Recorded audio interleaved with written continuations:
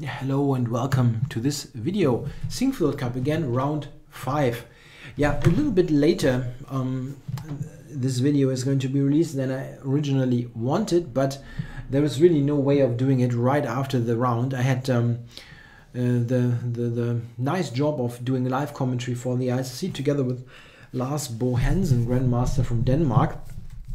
And we were online for about 6 hours up to 2 a.m. in the morning, and after which I really couldn't do a video. I really had to get some sleep and do it when I'm awake again the next day, which is exactly now.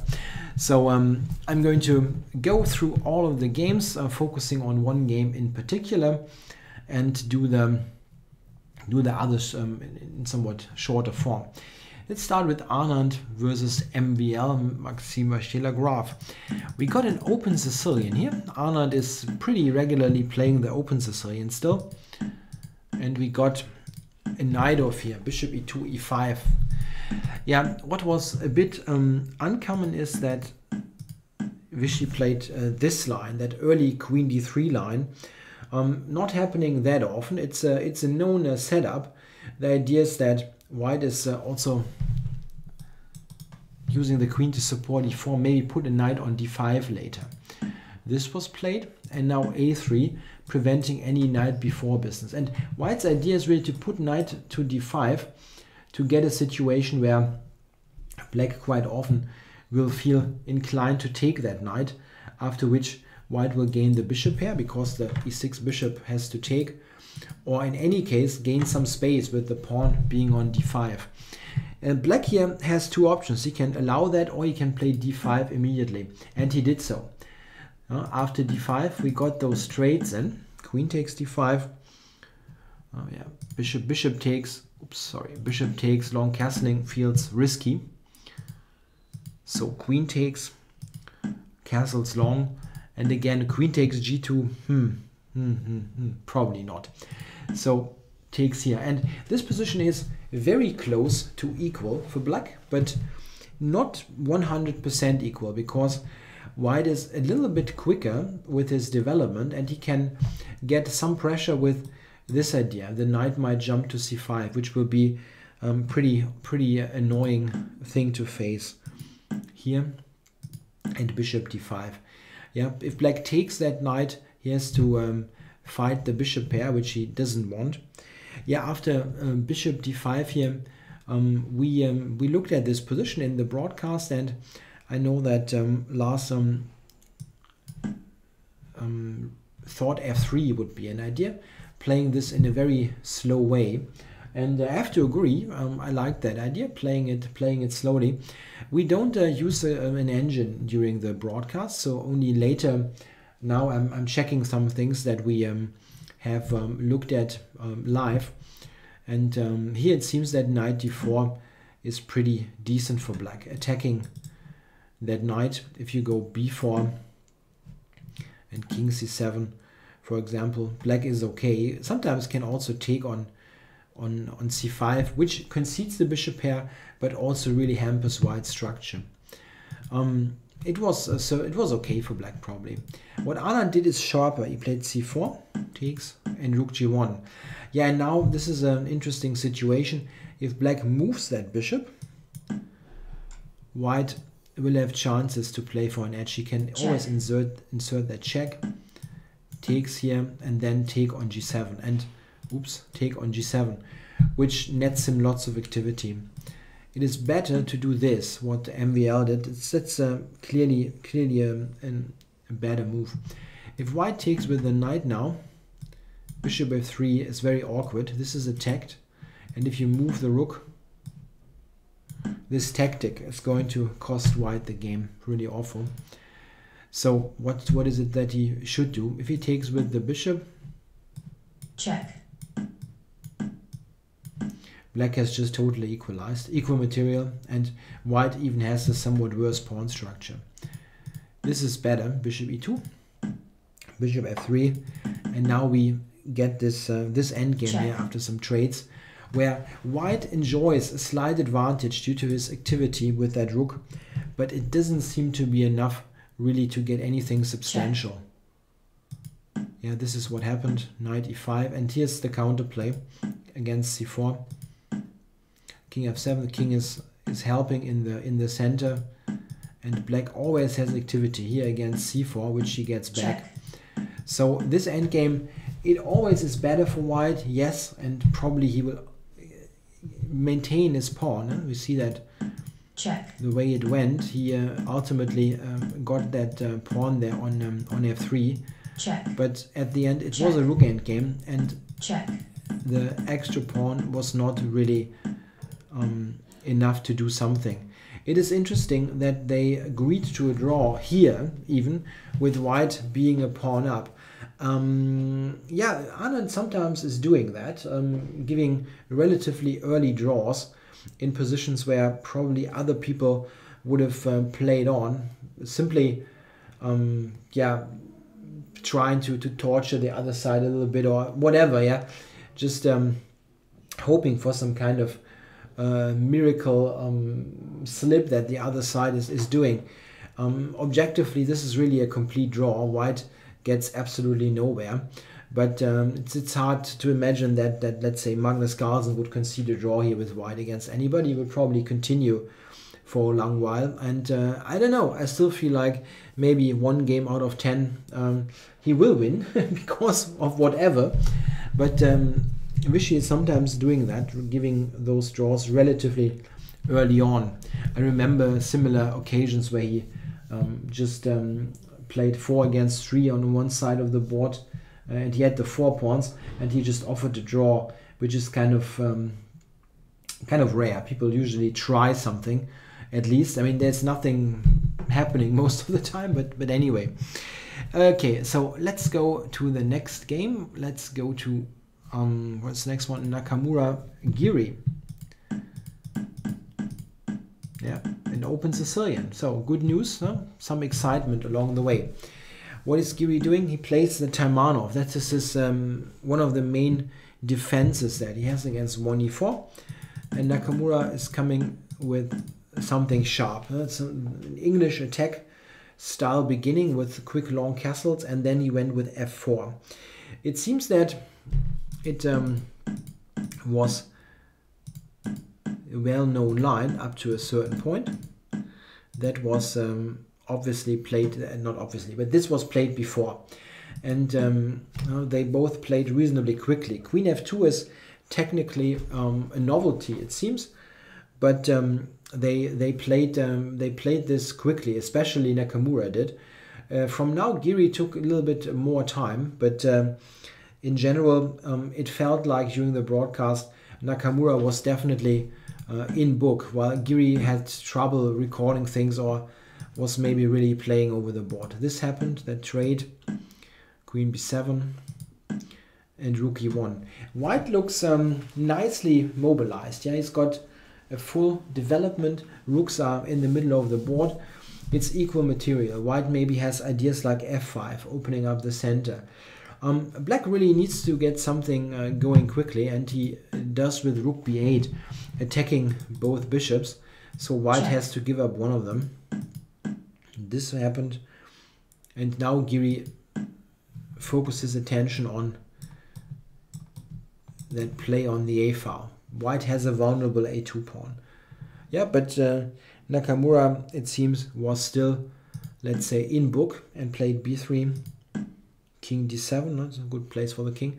And now the move a4. Yeah, again, you see the 10 minutes spent. It seems that he was still in his prep. a4, and Giri took it. Yeah, what was the idea of a4? The idea is simply that a2 was a target, and against a move like queen a6, you probably have to do something. You cannot allow him to take. With that a4 idea, you basically force black to capture en passant, and now you've gotten rid of the b pawn, and this gives white some additional options. One we will see later in the game, that is the move c4 at the right moment. Also, the white king, after king a2 at a later stage, feels reasonably safe. It's a rather typical maneuver that a4, or in mirror images like h4, h5, a5, just to keep files closed. Yeah, so here the A file is closed by black's own pawn. It seems that around here Nakamura was struggling to exactly recall how he wanted to play from there. He ultimately went for rook d3. He played that quickly, but later it seemed that maybe rook e2 was the more interesting idea.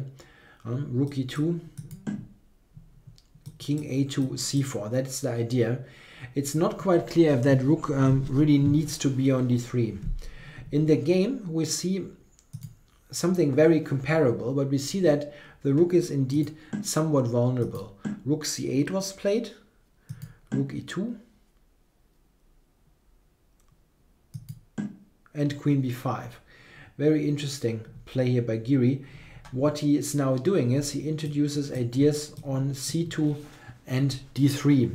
In some cases, black really can take on d3. How could that happen? Let's say white goes queen h4, right? To attack f6.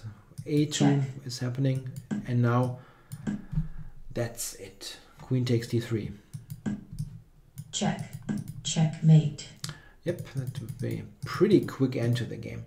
This is why the rook on d3 is really a bit vulnerable. It doesn't seem to be...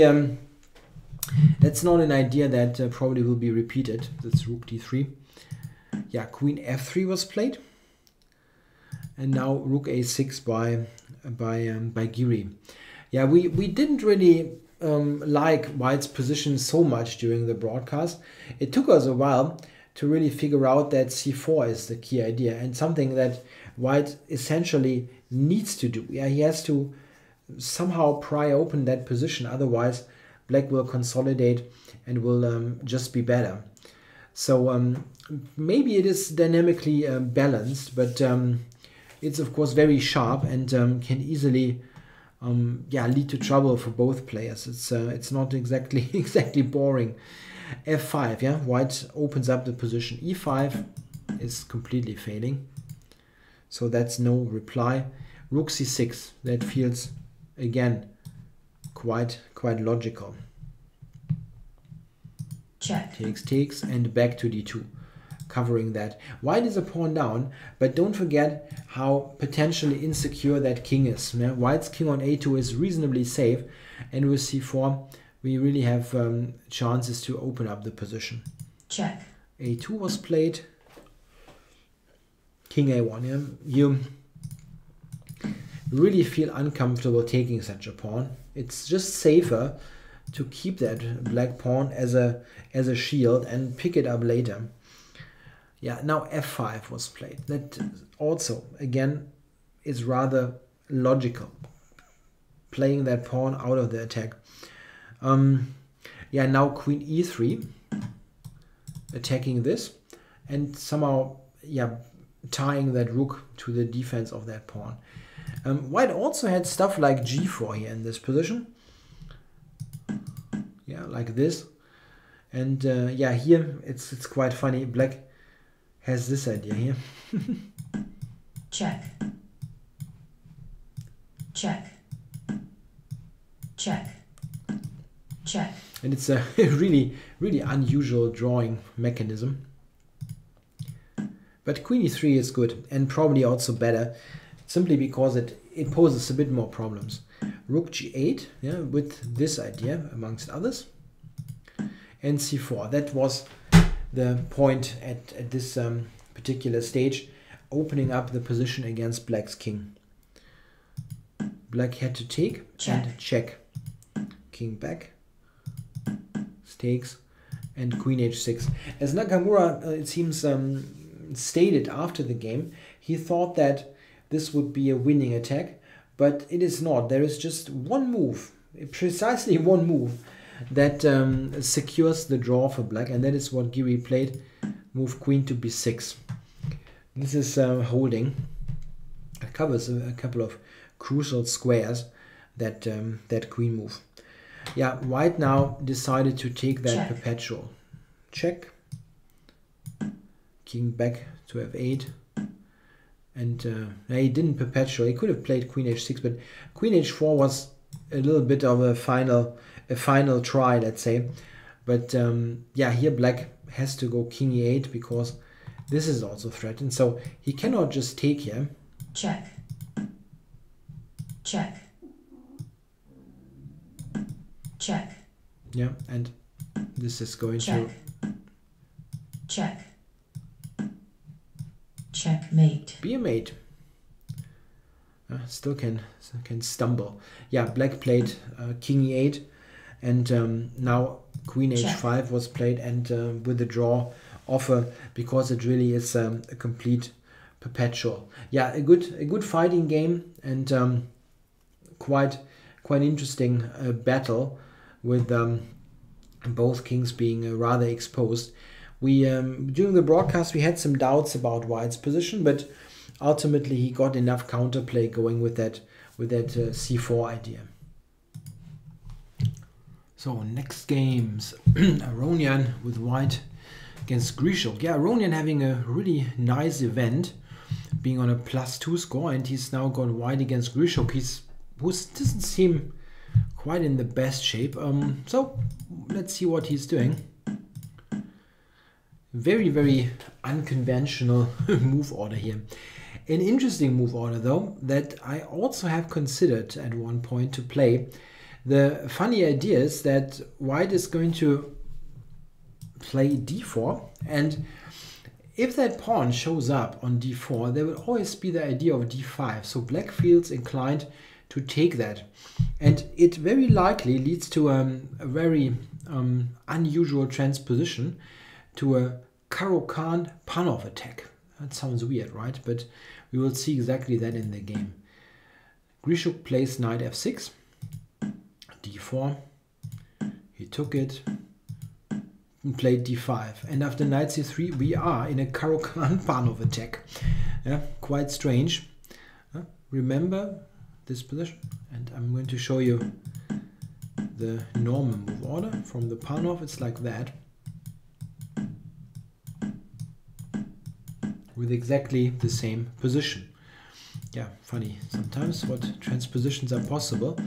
And well, not everybody who plays c4, c5 is knowledgeable in the Panov. So interesting move order tricks.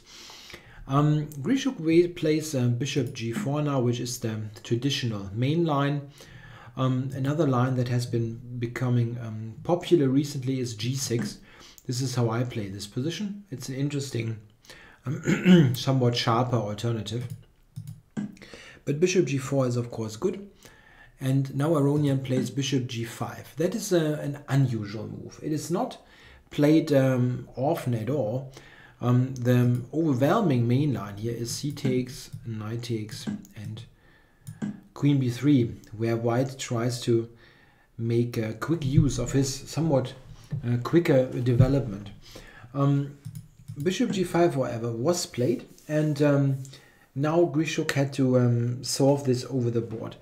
One reason for this early deviation certainly is the fact that Grishuk is that notorious time trouble addict. Yeah, he very often gets into enormous time pressure, and getting him to think early on might be a good idea. Yeah, he played e6, as you see, after more than 20 minutes. What else is there? Knight e4 is actually an interesting move. Yeah, White will probably move that bishop again. Yeah, let's say here, queen a5 then, or more conservative is this. And it's not so apparent how black will continue here. You can maybe take on c3 and play e6, or play e6 immediately. It's just an entirely different position to what we usually have in the Panov here. So interesting innovation here by Aronian, bishop g5. If black takes here, by the way, g takes is okay, and White has quite a bit of pressure on that center. We will see in the game that after e6 takes, check, that check was played, and here White will force a weakening of the pawn structure. bishop e6, and now here the pawn structure was damaged.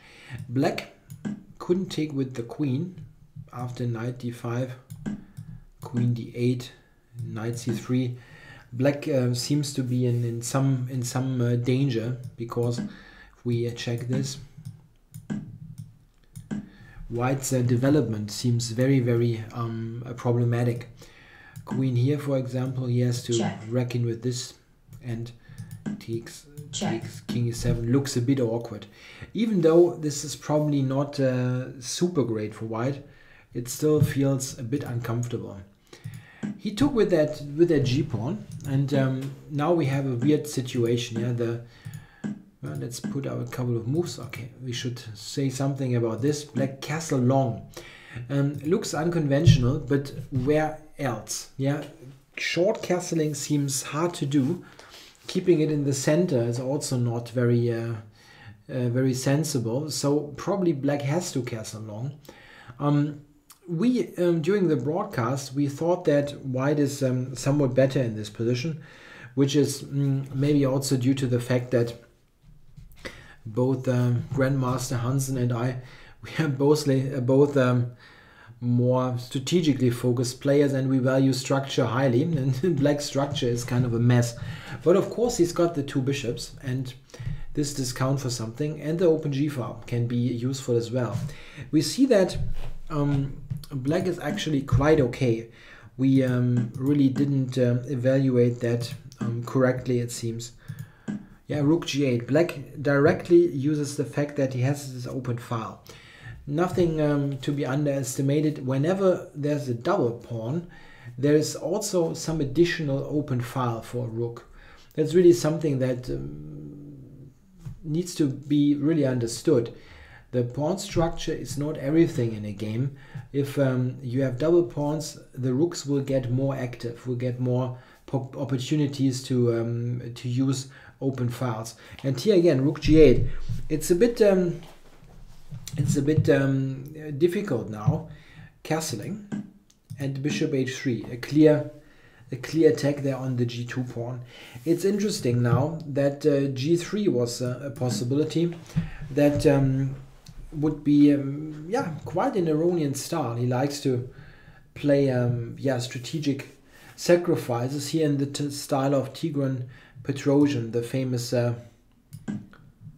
country mate, let's say, of Iranian, former world champion. Something like this, or maybe bishop takes, I don't know, was possible. White has very decent compensation for that exchange, because the light squares will be totally in his hand. But on the other hand, it's hard to imagine that White really would be better in this position. I mean, it might be enough, but better, probably not. So, and first of all, you have to really give the exchange there, and it's not an easy decision. He went knight h4, rook g4, and we see that Grishuk is getting counterplay. This is nothing to be sniffed at. Takes. Yeah. Black could have considered this. Yeah, during the broadcast we thought that this was a possibility, and we see something similar happening in the game. That was played, and now queen d3 attacking the bishop. Taken, and g takes h3, and now queen to f4. Yeah, this is a strong maneuver. One idea is that, the main idea is that after queen f4, Black is ready to play bishop to d6, building up that battery on h2. And this introduces this piece into the game. The bishop on f8 wasn't doing much beforehand. So a strong move. And now it seems that queen a6 was a good choice. But Aronian played rook c1. Looks totally normal, but it doesn't seem to be that great because of this. The king up to d6, that is probably really strong. And now, once you see that move, you get an idea that maybe White has somehow overplayed his hand a little bit, because bishop b6 will come and the king is rather safe on d7. Rook e1, bishop d6, and king f1. Yeah, you have to do something there, and now it already feels uncomfortable for white. This is dropping. Check. Yeah, okay, that has a very simple idea, but it's also probably useful to coordinate pieces. Shouldn't forget, black is a pawn up in this position, and it's not so clear that white has a huge compensation for that. King b7 was played. The engines do suggest queen c4 here. The idea being that, let's say here, black goes queen b5 and keeps that pin, keeps the pin active. It's, however, rather difficult to play this position. I mean, we shouldn't underestimate that Grishuk was down on 8 minutes and 8 to 9 minutes, and he has a history of spoiling stuff with no time on the clock. So maybe he was rather going for a safe option with that king to b7, knight e2, queen e5. Yeah, queen e4 was a bit tougher. Queen c2, rook c4. And check. And here we see that white has gotten a pawn back, queen d5, threatening in this. And after the trade, they agreed to a draw. Yeah, pretty sudden end to that game. And maybe a game where, in fact, Grishuk had the better of it. We really didn't have the same opinion during the broadcast. We felt that white should have something with this better structure, but the way it unfolded, black's initiative got really strong, and here with white's structure being that damaged, and black finding that nice queen f4, bishop b6 idea, he had in fact more than equalized. So a good game here by both players, and Aronian was a little bit lucky maybe that Grishuk had that time pressure and couldn't capitalize on his good position in a better way. With more time on the clock, probably there would have been more danger for white losing that game. Okay, let's go to the next one. Yeah, the next game is Topalov with white. Let's load that. Topalov with white against Caruana.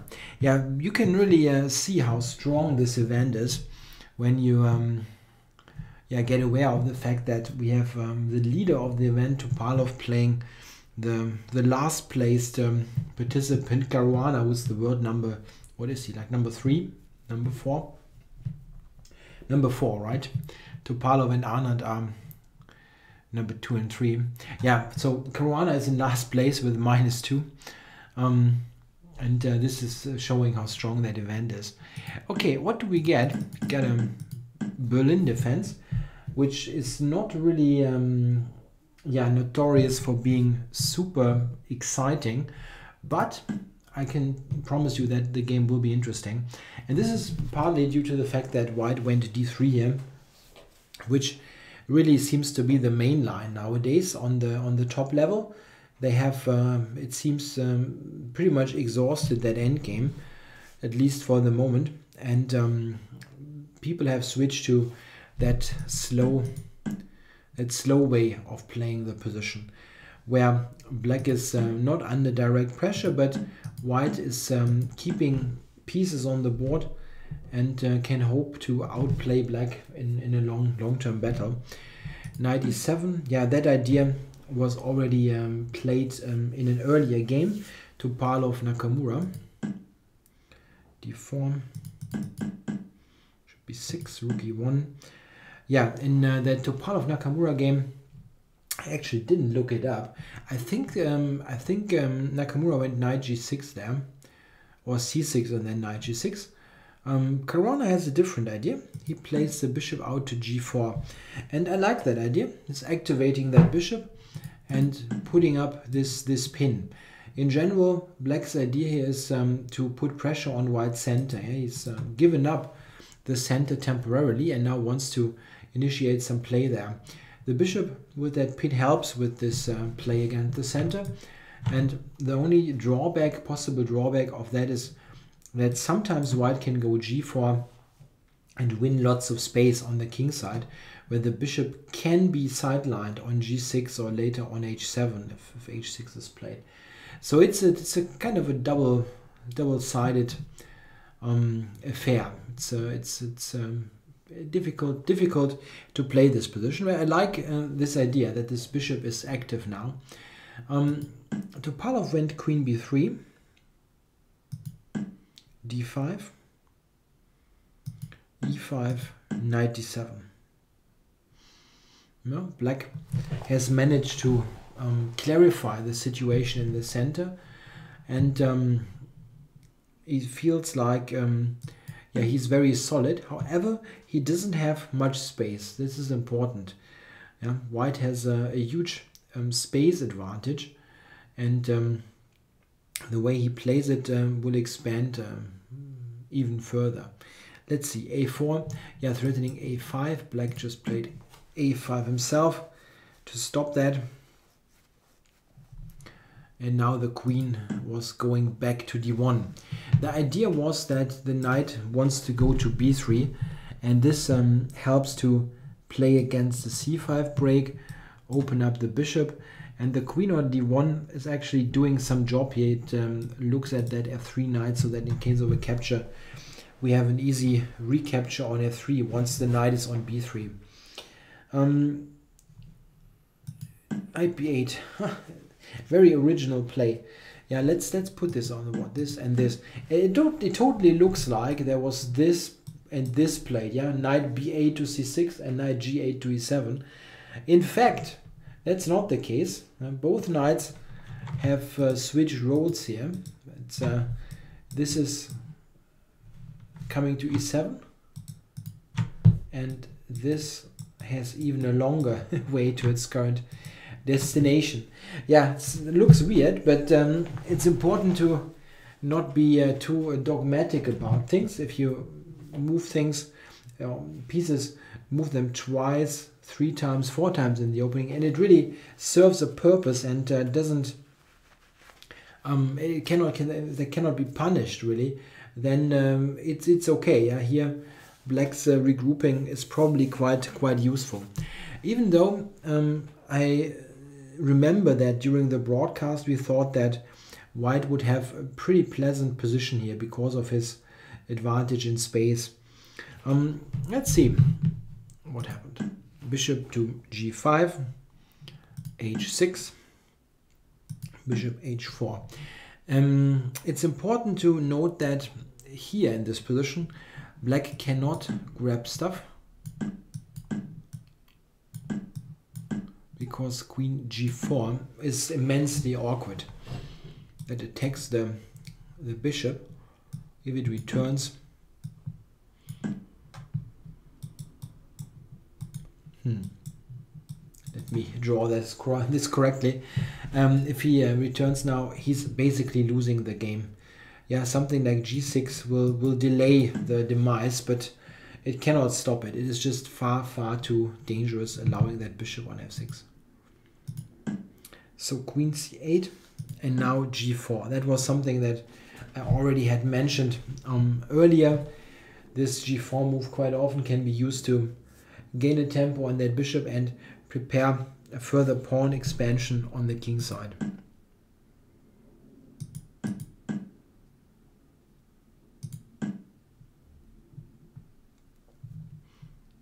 Bishop g3, knight b4, rook a3, e3, knight a2, and we have that pendulum. Yeah, now rook c1 would be an immediate draw, but that was not Topalov's intention, as it is usually. He is a fighter and he doesn't want to concede early draws.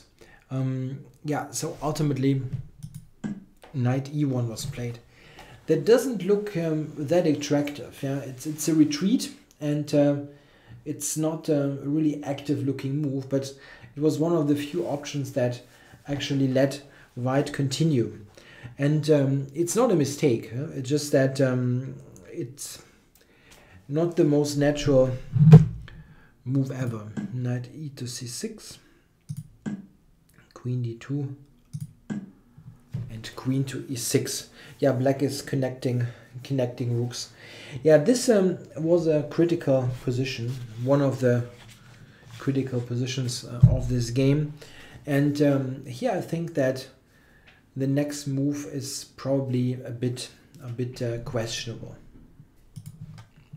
Yeah, Topalov now took on c6, and this took us by surprise because we couldn't really determine why white would play that move. It was a bit mysterious to us. At the moment, black has two knights there, and they are kind of stepping on each other's toes, and we didn't like that decision. Why would white take on c6? I mean, and he gives up the two bishops. A bit mysterious. I didn't, as I was doing commentary, I didn't watch the official broadcast, and maybe they had an interview later and they explained their reasoning, but bishop c6 really seemed wrong to us. Queen takes.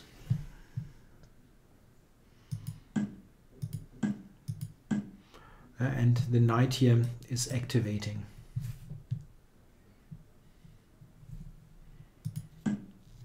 f6. That's an important move. Black does not want to sit passively, but rather wants to break open the position and tries to make some use of his two bishops. Yeah, and the next couple of moves are probably very, very important. What Topalov now goes for is very ambitious, but probably questionable. He plays knight f4, queen d7, and now he plays the move e6. And with hindsight, we probably can state that this is probably really a mistake. That pawn on e6 is more of a liability than an asset. White doesn't have any good support for it, and we will see that it will rather quickly be encircled. Queen e7, rook e1. Got a little bit of a server delay, yes. And now Caruana went f5. That's a strong move. Black wants to open up on the king side, where that g4 push has weakened white's king also a bit. Knight c5 and c6. Now black has this idea, g5. I actually painted that, but the server currently has some issues here. g5. Okay, it takes a while, but it comes up. Yeah, we really see that pawn on e6 is somewhat detached from the rest of white's forces. He really is in some trouble. However, what Topalov now did is probably not helping. It's uncomfortable, but he is now going for material sacrifice. Rook c3, g5,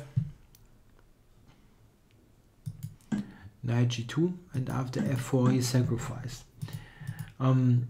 He also could have played instead of this, if we check this here, yeah, rook c3, instead of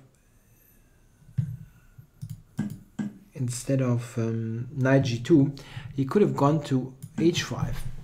This wouldn't have lost material yet after something like this, but of course that's not exactly what you wanted from that game. Yeah? You have a bad bishop, a somewhat strange knight, something like bishop g6 intending to take will be better for black. Yeah, so we went for that sacrifice, and after knight d3 it's a double attack. That's the only move, nothing else. Otherwise, black is just up so much material. So rook takes d3, bishop h6, and rook f3. Yeah, what a weird position. Black has a rook, yeah, a whole rook for 3 pawns. But white still can put his pawns in motion and at least be very, very irritating. In fact, during the broadcast, we were sure that white is not having enough. I mean, it's really a rook for 3 pawns. But is it 3 actually? 3, 7. It's just 2 pawns. We were reasonably sure that there was no draw for white, that it wasn't enough. But to actually prove it over the board is a different matter. However, Caruana is doing a really good job there. Queen h7 is a good coordination move. And what was really, really good was here, queen g6, e7, and now the very strong move, queen to d6. We were really impressed at how strong that move is. Black is attacking e7 twice and also introduces the possibility of going in there. And now it will be very awkward for white to play. If he takes the bishop, queen h6 is very pointless for white. And what else is there that that white can do? If bishop f4, this is okay. No, and black again will probably be winning. In the game, queen e7 was played. Queen d3. Check. Check. Yeah, and now we see that after this, rook e2 Check. will win. So queen f1 is forced. In fact, here, if black takes on h4, after bishop e5, the whole situation is not entirely clear. White does have some compensation here. Queen d3, g6, for example, would be very dangerous. Check. But this is now played, and rook f8. This continuation by Caruana is just much, much stronger than going for that position with still queens on the board. Here the bishop is attacked, and the f3 pawn will fall. Check. They played a couple of moves still. Check. Yeah, again falling with check. b5 takes. Yeah, and now the a pawn is a huge force. The white bishop really is not in good shape on e5 to stop that pawn. So nice win here for Caruana, stopping this this run that Topalov had in the last event in the Norway chess, and here in the first rounds of the Sinquefield Cup. Very important for the overall standing of the event that Topalov lost that game. And Caruana with that win with the black pieces definitely yeah, seeing some light, let's say, at the end of the tunnel after he's started badly. They both have a rest day, so the decisive game is always very important directly before the rest day, because what happened there will directly influence your mood, yeah, for the whole day that you have off. Okay, now let's go to the main feature of this, Carlsen with white versus Wesley. So, yeah, 1e4 again. Yeah, Carlsen had a good game with knight f3 against MVL, good win, but switches back to 1e4 now. Yeah, we got a Najdorf, which is a slight surprise. Not that So is going for the Najdorf, he often does that, but Carlsen playing the Open Sicilian, it's not that common nowadays. Usually he would do that with some idea in mind, and this time he really plays the sharp main line with bishop e3. Well, is it the main line? It was for a long time at least, but it's one of the sharper continuations is what I'm getting at. If he plays the open, he sometimes will play like g3 or h3, those kind of moves. Bishop e3 is definitely more ambitious. e5, yeah, this kind of setup. So it's going for a b5 based approach. Black can also play h5, as we had already seen earlier in a game. Was that Grishuk Topalov or Topalov Grishuk? It's hard to say. It could have been both ways. I forgot, but that has been played earlier in the event between those two players. b5 is allowing that g4 move. Yeah, a very sharp position is coming up. Knight b6. Very interesting. Now white really has to do something about that d5 pawn. Black is attacking it twice and you cannot just mechanically defend it. A way to defend that would be to take on b6, but that is definitely not what white wants to do, giving up that good bishop on e3 against that knight. It's not so much bishop against knight, but it's also about the dark squares. White's dark squares here are kind of weakened, and you don't have a clear way of continuing. Knight a5, interesting move by Carlsen. He's already taking some time, so it's not that he had prepared that all the way. Knight takes d5 and knight c4. So has white just given up that pawn for nothing? An interesting question actually, and it's not that easy to see how white's compensation really is looking like. He has compensation, but it's purely strategic compensation. There is no direct threats happening or something drastic that will will attack black quickly. White has that nice pieces in the center, bishop on e3 and knight on c4, and some pressure against that pawn on d6. Quite often he will also occupy on d5. How does that translate into concrete moves? So now took on e3. Let's say he wouldn't have done that. Yeah, what about castling, for example? Then g5 becomes an option. And now after knight takes e3, white can play queen takes e3. That looks good at first glance, but black has funny discoveries, yeah, based on the fact that this is winning. Probably this is the more interesting move. Knight takes d1, only move. Takes here, queen takes, and queen takes d1.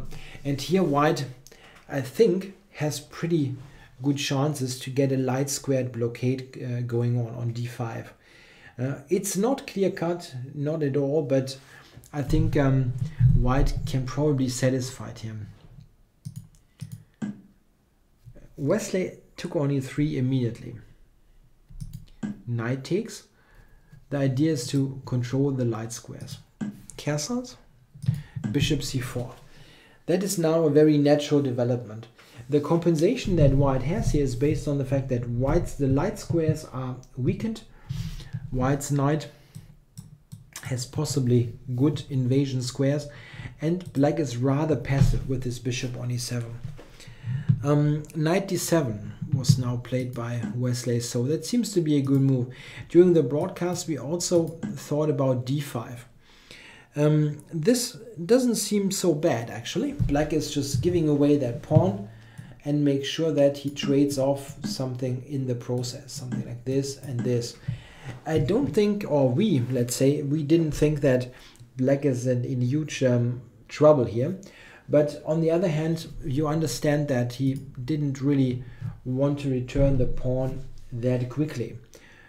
Especially if you have alternatives that look decent. Knight d7 again was the move, and it's an interesting one. After h4, he played first a5. Knight b6 was also possible. a5. Important to understand, of course, that black cannot take on h4 due to queen h2. That's terrible. Mate on h7. So black has to play this. And after knight f5, this is all a very, very sick joke here. This is collapsing. This is impossible. It's just that's losing. White just has far too much here. Yeah, a5 was played. As I said, knight b6 was a very sensible alternative. g5, rook c8, bishop d5, knight b6, king b1. All that looks fairly normal. Queen c7. Yeah, instead we also thought that rook c5 is an idea. That tries to fight for that d5 square.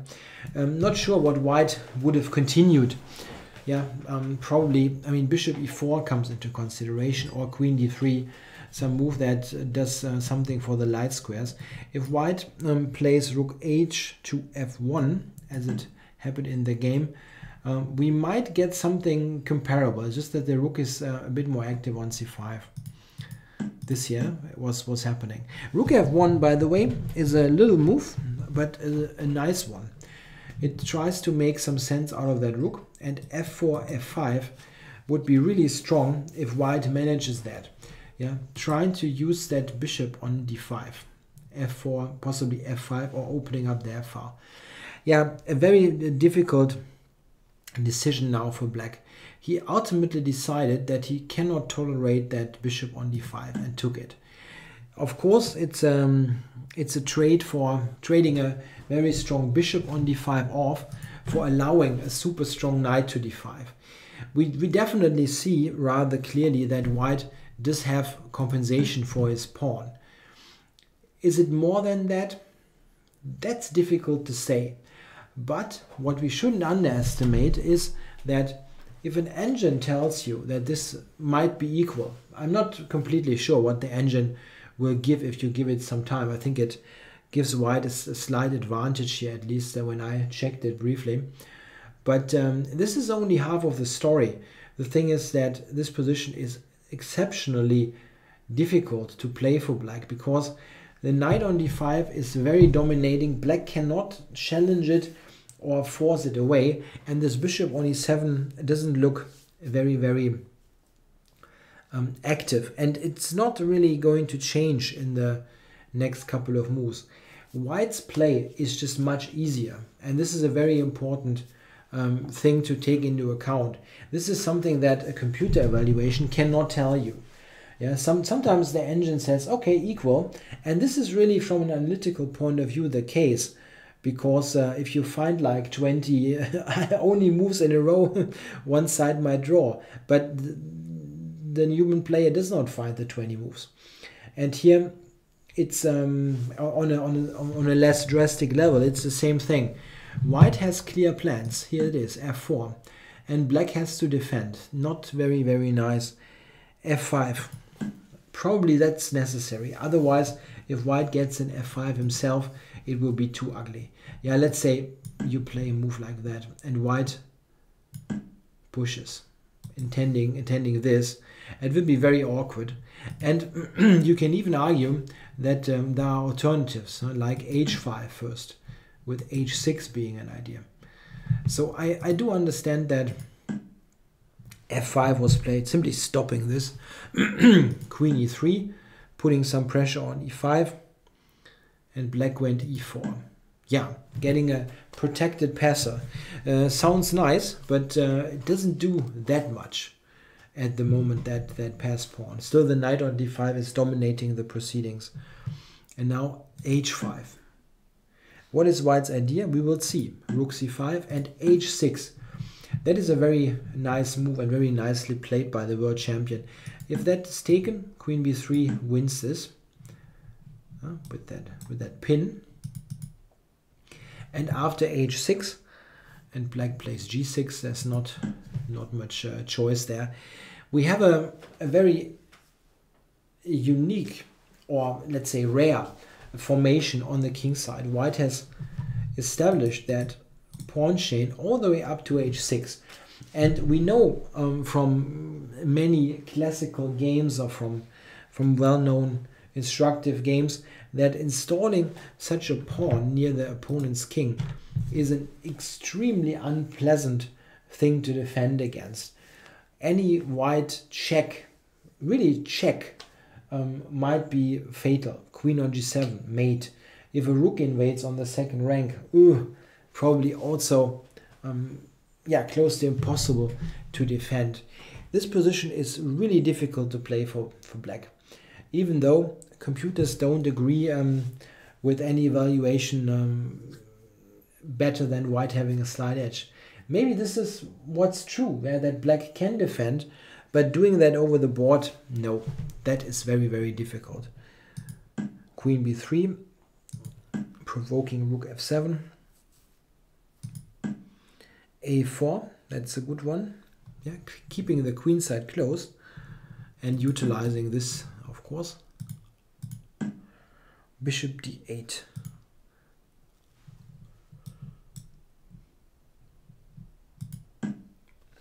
Rook d4.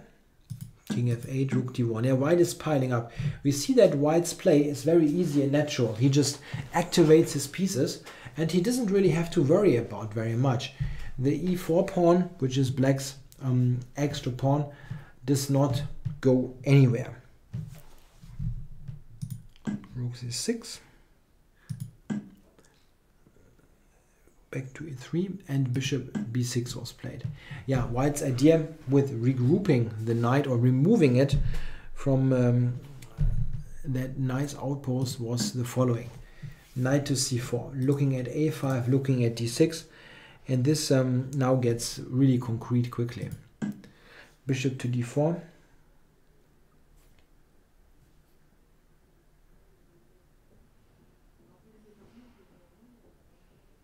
Oh, sorry, I skipped one opportunity. Rook takes d6 was an interesting alternative that I just forgot to mention. Takes, and now, oops, if bishop takes, queen e3, this is actually winning. Queen d4 is very, very strong. Yeah, rook takes d6 was an alternative, but Carlsen played this move, and I think it's also very strong. It might not be as strong as the other, but it is good enough. Bishop d4 and knight a5. Queen had to move and it takes. Yeah, now queen c6, rook d4. Oops, rook d4 will win the pawn there rather easily, and with the rook entering on the 8th rank, white will also win in the attack, not just by material. So bishop c5 was played and queen d5, just centralizing. e3 and a5.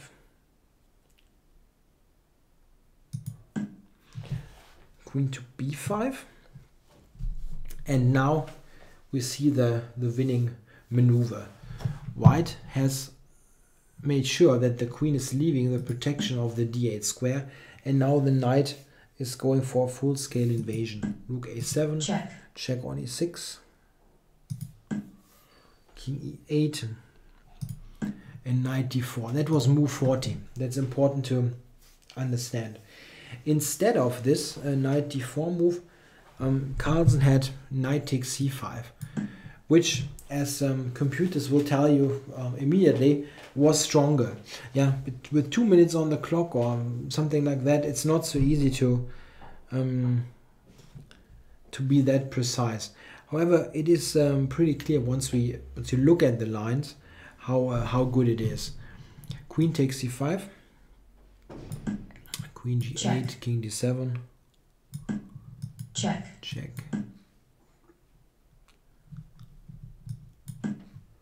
Yeah, this is a typical line, and white is winning. There is no counterplay whatsoever. A move like e2. Check. Wow, that was badly drawn. A move like that is just losing rather quickly. However, Carlsen didn't take on c5. He played knight d4. Maybe also due to the fact that he didn't, as I said, doesn't have so much time. Queen a5. And here, at that particular moment, one has to realize that white is actually not that safe with his own king.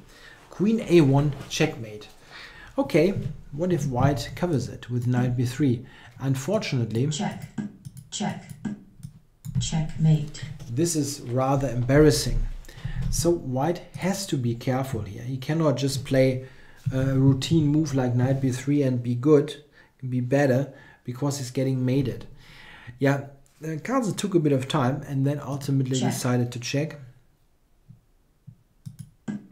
Check. Check there. King back to c8. Check. Again a check. King up to b7. Yeah, and now white to play and win. Yeah, or let's say play for win if you want it like that. It's not easy. As I said, knight b3 is not saving, and ultimately it seems that the way to do it here for white is the funny move c3. I actually had suggested that during the broadcast simply because I didn't see any other move to continue. Yeah, otherwise you're getting mated or it's a perpetual, and that was the only move that is not one of the two. That it is actually indeed winning, I didn't really understand when I suggested it. It was just one for the candidates, let's say. But it is good. c3. Black took probably no alternative. If you check, it didn't help at all. It's now attacked. Yeah, it takes. Check. Queen b3 check. That is a point. Queen b6. Yeah, and now here queen takes c3 was what we expected during the broadcast, and it is a strong move. After queen takes, we didn't really see what black has left. He doesn't have any meaningful checks or whatever, and white is maybe just threatening to play something like knight back to e2, blocking that pawn, and then marching up the h-pawn. And this is threatened anyway. Yeah, h7 is a serious move. Here we didn't find any decent reply at all. We thought that black is just lost, and this is confirmed by the computer afterwards. Carlsen, however, surprised us and took on b6. He has that great technical abilities, so maybe he was just comparing and saw that, okay, in the other line, queens are on. There might be some kind of counterplay against the king. Yeah? If I'm trading queens and this endgame wins as well, maybe trade queens to avoid anything awkward happening. So this might be the rationale behind it. It turns out that white is indeed completely winning in that rook endgame. He played bishop takes d4. Now black did knight e2 is a threat. Simply pushing it to a position where it is completely protecting white's pawns and then pushing the h-pawn. Yeah, this is where black took. And now important little detail, rook takes. This is threatened with a check. Yeah, so that e2 check. Come on. It's not working at all. King c6 and white's king was going up. Yeah, the rest is relatively simple.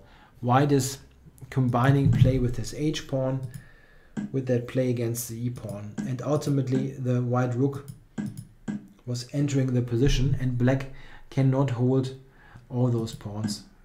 Rook h2, c4.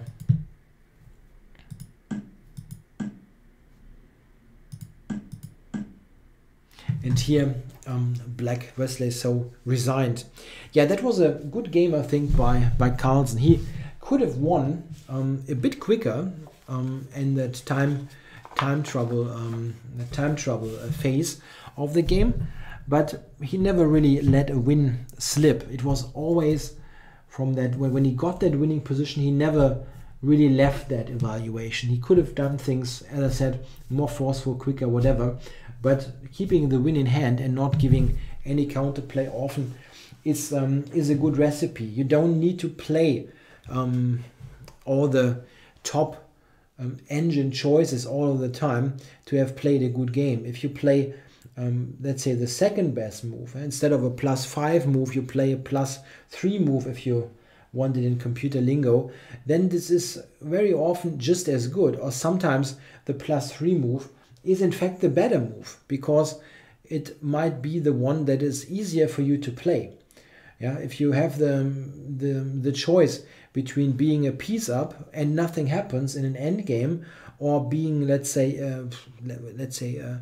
3 pieces up or a queen up or something, and the other side still has a weird attack against your king, then by all means I want to take that piece or that 2 pawns and have the end game that I win in my sleep, other than having something better on paper, let's say, that is still tricky to play. This is something that the computer, of course, cannot evaluate. It just shows what he thinks, or what it thinks is best, and that's not often the best human continuation. Here also, that queen trade by Carlsen, when the computer says, of course, that's a mistake, because keeping the queens on will win quicker. That might be true, but after that, as mentioned, he's winning that basically in his sleep, and then why not? If you reduce the risk of going wrong, it just makes some sense to just trade queens here and win from there. Okay, that was coverage of round 5. I hope you enjoyed it. Round 6 will be played on Saturday, so we've got a rest day. Yeah, I'm covering round 6 and the ongoing or the following ones, of course, as well. But yeah, make sure to remember there's a rest day on Friday, so there will be no Sinquefield Cup video directly afterwards, or Saturday morning my time. Okay, well guys, thanks for watching.